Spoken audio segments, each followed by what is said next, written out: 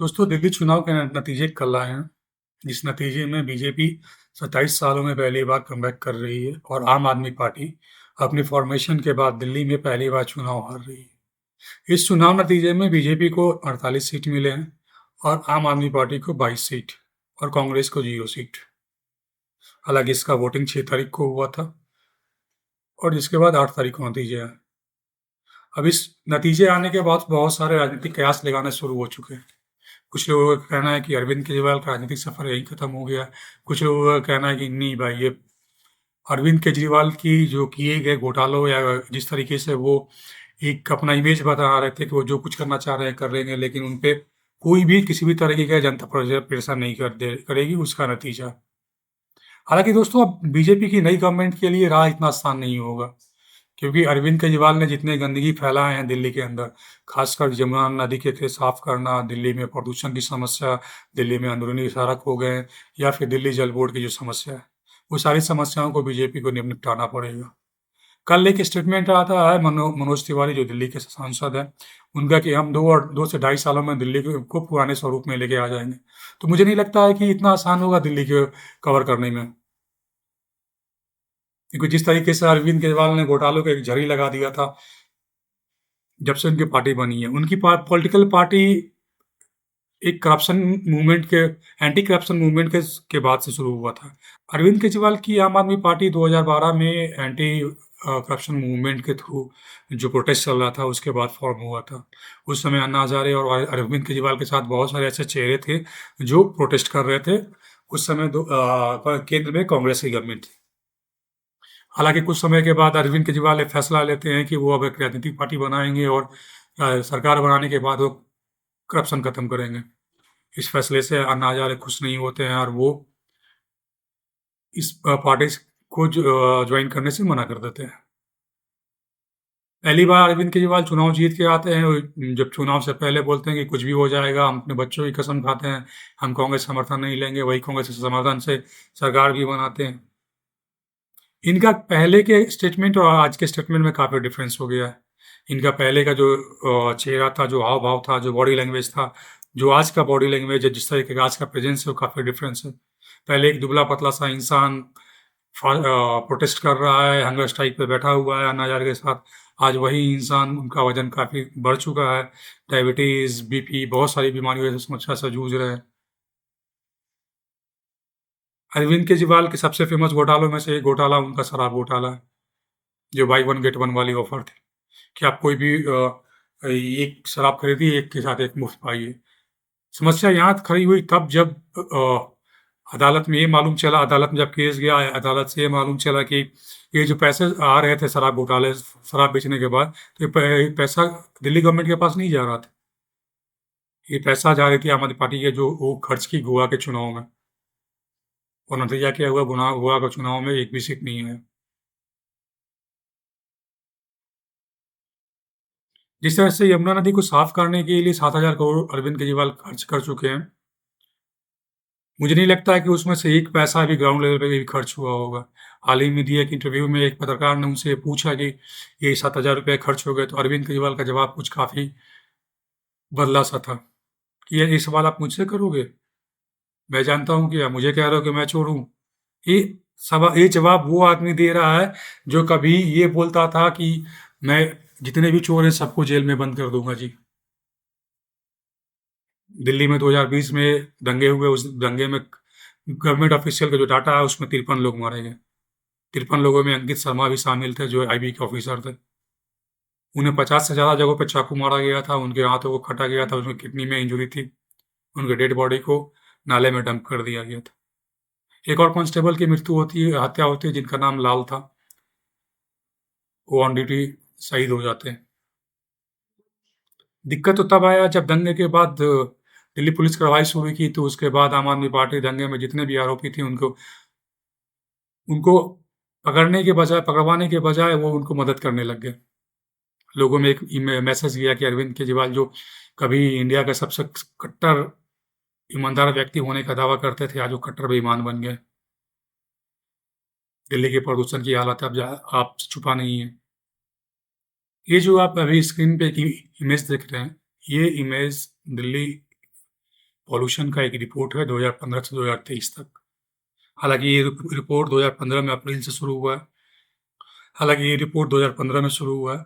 2015 से आप क्लियरली देख सकते हैं, जैसे ही अक्टूबर आता है, अक्टूबर से टिल फरवरी दिल्ली में प्रदूषण के सारे चले आते हैं। जो वहाँ का एवरेज पॉल्यूशन इंडेक्स है वो 450, 350, 350 तो बहुत कम हो गया, समटाइम 950, 980 तक जाता है। जब मैं 2016-17 में दिल्ली में था तो उस समय सबसे खतरनाक सिचुएशन हुआ था। उस समय का पॉल्यूशन इंडेक्स 980 पार कर चुका था। पहली बार उस समय ऑड इवन फॉर्मूला लाया गया था बोलने के लिए दिल्ली में क्यों पॉल्यूशन मुक्त मिलेगा। हालांकि उससे कुछ तो रिलीफ मिला, बट ज़्यादा पॉल्यूशन कंट्रोल नहीं कर पाए। ये सिलसिला चलता रहा। स्वाति मालीवाल पूरे चुनाव के दौरान वो मुद्दा उठाती रही, ट्वीट करती रही, जैसा कि अभी स्क्रीन पे स्वाति मालीवाल के एक ट्वीट देख सकते हैं आप। एक चुनाव का ये जो रिजल्ट है, ये कोई कॉमन रिजल्ट नहीं है कि बीजेपी 27 सालों के बाद आ रही है, आम आदमी पार्टी पहली बार हार रही है। ये जनता का साफ मैसेज है बॉस। अगर कल को बीजेपी काम नहीं करती है तो बीजेपी का भी यही हालत होगा जो आम आदमी पार्टी और कांग्रेस का हुआ। कांग्रेस का तो खैर सुपड़ा साफ हो गया, 0 सीट आया। जैसे ही रिजल्ट डिक्लेयर हुआ उसके बाद लोगों ट्वीट करके मेम बनाना शुरू कर दिए, 0 चेक कर लो जी, जैसे आप स्क्रीन पे देख सकते हैं अभी आप। पिछले चुनाव या फिर पिछले से पिछले चुनाव में अरविंद केजरीवाल ने जितने भी वादे किए थे, ये बार बार कह रहे थे कि मुझे 5 साल दे दो, जब जमा साफ कर दूंगा। आज 25 में ये हालत है कि अरविंद केजरीवाल की सरकार ने 2004 में 7,000 करोड़ रुपए खर्च किए, ग्राउंड पे एक प्लास्टिक का बोतल तक नहीं निकला कचरे से। दिल्ली में कचरे का ढेर लगा हुआ, artificial, you can say that there is a mountain of garbage. कचरे का पहाड़ बनता जा रहा है, आम आदमी पार्टी सो ही रही। इन सारी समस्याओं से बीजेपी को गुजरना होगा। जिस तरीके से बीजेपी की नेता मनोज तिवारी ने स्टेटमेंट दिया है कि मैं 2.5 सालों में दिल्ली को वापस पुरानी दिल्ली में लेके आ जाऊंगा, तो उन्हें वाकई ये सोचना पड़ेगा कि आप करने वाले हैं ऐसे ऐसे कहने वाले हैं। अगर कह रहे हैं तो आपका हालत वही वापस वही होगा कि इस बार तो आप 27 सालों में आके सरकार बना ले रहे हैं, और अगले 5 सालों में आपने दिल्ली के कुछ नहीं किया तो आने वाले वक्त में आपकी सरकार नहीं बनेगी, 50 साल चाहे क्यों ना हो जाए। हालांकि जो जनता का वो सोचना है, जनता जो उम्मीद कर रही है कि केंद्र में नरेंद्र मोदी की सरकार है जो अच्छा काम कर रही है, वो दिल्ली को भी काम करेगी। लेकिन इसमें सबसे बड़ा रोड़ा अरविंद केजरीवाल खुद बनेंगे। उनका ये धरना प्रदर्शन का जो एक अपने लिए एक स्ट्रॉन्ग फैक्टर बना के रखे हैं, वो यहाँ खत्म नहीं होने वाला है।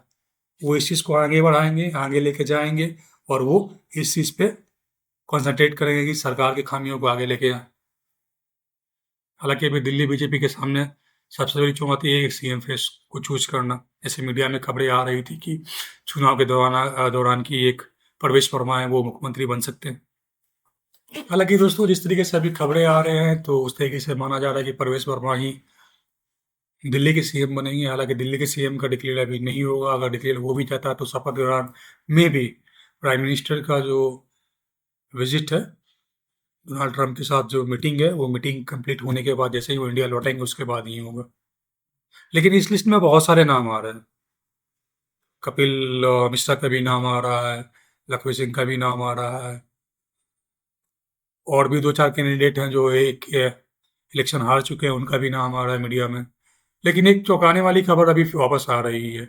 आतिशी जी का ये स्टेटमेंट है कि मैं ये श्योर करूँगी कि बीजेपी जो प्रॉमिस की है कि मैं 2500 रुपये हर महीने देने के लिए महिलाओं को वो दे, मैं इस पे नज़र रखूँगी।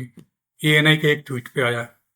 भाई ये सवाल यही उठता है कि आपने पिछला 10 सालों में दिल्ली की औरतों को कितना पैसा दिया? फ्री वाइफ्स के नाम पे आपने क्या दिया? 200 यूनिट बिजली, पानी के नाम पे वो काला पानी, जो दिल्ली की जनता परेशान है। सड़कें नदारद, पॉल्यूशन से भरा हुआ दिल्ली। दिल्ली एक कंक्रीट का जंगल बना हुआ है जहाँ पे ब्रीथ करना मुश्किल हो गया है। दिल्ली सिर्फ इसलिए इम्पोर्टेंट नहीं है कि वो एक छोटा सा स्टेट है, वो एक भाई वो देश की राजधानी न्यू दिल्ली उसी के में आता है। उसे साफ रखना, उसे एक अच्छा मेकओवर करना, ये सरकार की जिम्मेदारी बनती है। क्योंकि फॉरेन के जितने भी डेलीगेट आएंगे उन्हें वहाँ ही जाना है। जितने भी राजदूत हैं, विदेशों के जो भी मंत्री आते हैं उनका विजिट वहीं ऑफिशियली होना है। राष्ट्रपति, प्रधानमंत्री, संसद, जितने भी गवर्नमेंट ऑफ इंडिया की ऑफिशियल बिल्डिंग्स है, मेन हेडक्वार्टर है, वो दिल्ली में है। तो आप अगर पॉइजन लोगों का सांस लेंगे तो उनका आप समझ सकते हो किस टाइप का आएगा रिएक्शन। हालाँकि इस चुनाव के नतीजों को लेकर के एक कयास और लगाया जा रहा है कि इससे बिहार की चुनाव को देखा जा रहा है। क्योंकि एक मीडिया हाउस था जिसने एग्ज़िट पोल में प्रेडिक्ट किया था कि दिल्ली में रहने वाले जितने भी बिहारी हैं 60% लोगों ने बीजेपी को वोट दिया है। 12 से 14% मुस्लिम ने बीजेपी को वोट दिया है। ये प्रेडिक्शन लगाया जा रहा है। अगर ये ट्रू है तो आने वाली वक्त में जो बिहार में चुनाव होने वाला है इस साल में, उस समय एनडीए को काफ़ी सपोर्ट मिलेगा।